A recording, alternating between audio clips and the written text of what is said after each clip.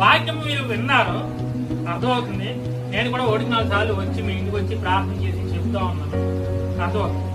కానీ ఒక్కసారి ఏమవుతుందంటే డబ్బు ఇబ్బందులు వచ్చేసరికి దేవుడు నన్ను దీవించలేదు, నాకు డబ్బు సరైన సమృద్ధిగా ఉండట్లేదు అని చెప్పి ధనం మీద మనసు పెట్టుకుంటే చెప్పిన మాటలన్నీ కూడా ఉపయోగం లేకుండా చెప్పిన మాటలన్నీ ఉపయోగం లేకుండా. అదే దేవుడు ఉన్నాడు, ఇప్పుడు సంవత్సరాల పొద్దున దేవుడు జీవిస్తాడు అని అనుకున్నాం.